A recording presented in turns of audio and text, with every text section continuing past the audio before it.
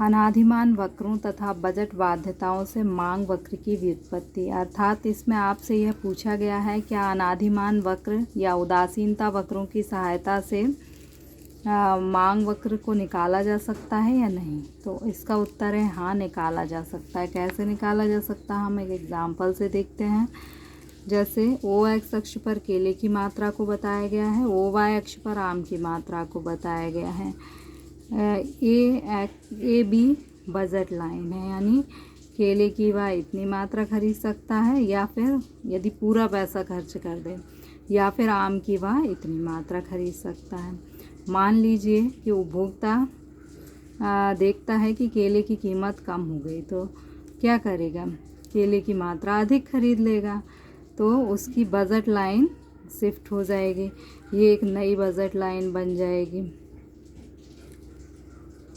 ठीक, यदि केले की कीमत और कम होती है तो उसका बजट और भी बढ़ जाएगा, तो उसकी आय बढ़ जाएगी, तो वह नई बजट लाइन पर आ जाएगा, यानी अब वह और अधिक केले या आम की मात्रा को खरीद सकता है। लेकिन वह मान लीजिए कि केले की मात्रा को खरीदता है अधिक, पहली बजट लाइन है, ये दूसरी बजट लाइन है, ये तीसरी बजट लाइन, ये इस तरफ इसलिए शिफ्ट हुई क्योंकि वह केले की मात्रा को ही अब अधिक खरीदता है कॉम्बिनेशन में। अब यदि हम नई बजट लाइन से अनाधिमान वक्र बनाएं या उदासीनता वक्र बनाएं, तो ये पहला आपका हो गया IC1, ये दूसरा हो गया IC2 और ये तीसरा हो गया IC3।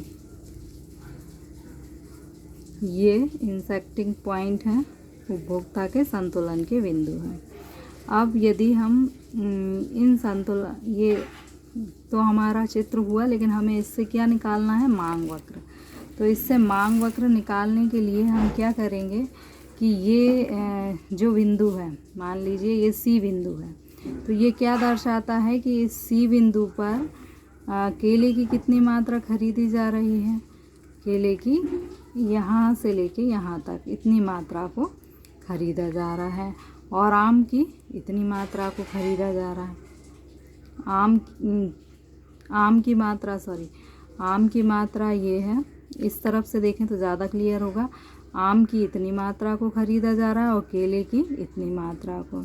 तो अभी हमें मांग वक्र निकालना है केले के लिए, तो हम केले की जो हमने मात्रा निकाली कि केले की इतनी मात्रा को खरीदेगा, तो यहीं से हम इस लाइन को नीचे तक ड्रॉ कर देंगे, तो हमें ये पता चल जाएगा, इसी लाइन को हम नीचे तक ले जाएंगे तो हमें यह पता चल जाएगा कि वो इतनी मात्रा, ये जो X1 है इसको ही हमने नीचे शिफ्ट कर दिया लाइन को।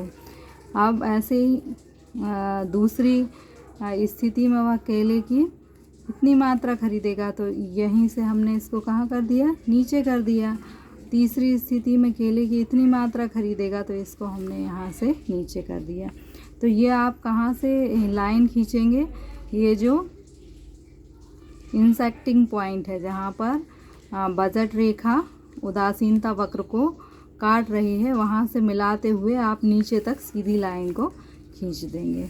जैसे ये है, तो इसको मिलाते हुए हमने ये लाइन खींची, ये दूसरे नंबर का बिंदु है, ये लाइन खींची, फिर तीसरे नंबर का। तो जो भी उनके इंसेक्टिंग पॉइंट हैं, संतुलन बिंदु हैं, वहाँ से मिला के हम नीचे तक एक लाइन को ड्रॉ कर देंगे। ये है, ये आपने लाइन ड्रॉ की। अब इस तरफ हमने केले की संख्या को बताया है, संख्या हमने ऊपर से नीचे ले ली। अब हमने एज्यूम किया था, पहले माना था कि केले के जो मूल्य हैं वो कम हो गए हैं, तो पहले हमने केले का मूल्य ये अधिक बताया है। ठीक, मान लीजिए यदि केले का मूल्य इतना था तो इतनी मात्रा को खरीदा जा रहा था, केले का मूल्य घटकर इतना हुआ तो केले की कम मात्रा को खरीदा जाने लगा। केले का मूल्य और घट गया तो केले की और कम मात्रा, ये मात्रा हमने ऊपर से ली है। अब यदि हम इन सभी को मिलाकर एक वक्र बनाएंगे, तो ये वक्र क्या होगा, मांग वक्र होगा। इस प्रकार हम अनादिमान वक्रों के इंसेक्टिंग, अनादिमान वक्र और बजट रेखाओं के इंसेक्टिंग पॉइंट मतलब संतुलन बिंदु की सहायता से मात्रा निकाल के और मांग वक्र को ड्रॉ कर सकते हैं, बना सकते हैं। और इसमें मैंने सब लिख भी दिया है कि आपको लिखना कैसे है, समझा दिया आपको। और आपको इसको 1-2 बार देख के लिखना है। इसका आप एक स्क्रीनशॉट ले लीजिए और जूम करके लिखिए। Thank you.